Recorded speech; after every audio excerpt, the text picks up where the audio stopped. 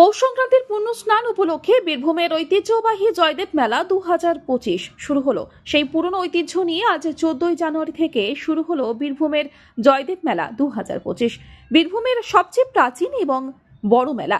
এই মেলা এখন বাউল মেলা হিসেবে চিহ্নিত। আবেগ, উৎসাহ আর উদ্দীপনায় লক্ষ লক্ষ ভক্ত পুণ্যার্থীর ঢল নেমেছে কেন্দুলিতে এবং ভোর থেকেই শুরু হয়েছে অজয় নদে মকরের পুণ্যস্নান। আখড়াই আখড়াই বাউল আর কীর্তনের সুরে মুখরিত জয়দেব কেন্দুলির আকাশ বাতাস। উল্লেখ্য, বৈষ্ণব কবি জয়দেব গোস্বামীর তিরোধান দিবস উপলক্ষে অজয় নদীর কূলে বসেছে এই মেলা। দর্শনার্থীদের জন্য অস্থায়ী শৌচাগার, পানীয় জলের ব্যবস্থার পাশাপাশি বাড়ানো হয়েছে নিশ্চিদ্র নিরাপত্তা।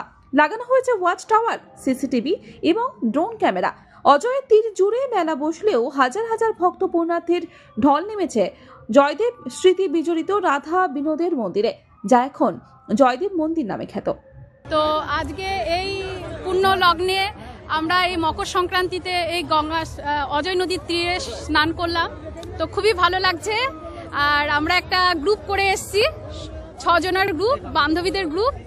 তো এবং বাবার আশ্রমে এসেছি, গৌতম বাবার আশ্রমে, রামনগর পানুটিয়া। তো আমাদের খুবই ভালো লাগছে। এরপর আমাদের অনেক প্ল্যানিং আছে, এই ধীরে সুস্থে করা হবে। এই বছর প্রথম এই যে আমরা 6 জন বান্ধবীরা এসেছি। আজকে পূর্ণ স্নানযাত্রা যেহেতু, শুধু পুণ্যের আকাঙ্ক্ষায় এখানে আসা হয়েছে। আর শীত লাগছিল আগে, বাট স্নান করার পর আর সেরকম অনুভূতি নেই, এখন বেশ ভালো লাগছে। আগে থেকে অনুভূতি, আগে কি আসা হয়েছিল? না, এবার প্রথম। কেমন অনুভূতি? ভীষণ ভালো অনুভূতি, বেশ শান্ত, হ্যাঁ, মন পবিত্র হয়ে গেছে। বেশ। কোথা থেকে এসেছেন? বহরমপুর থেকে।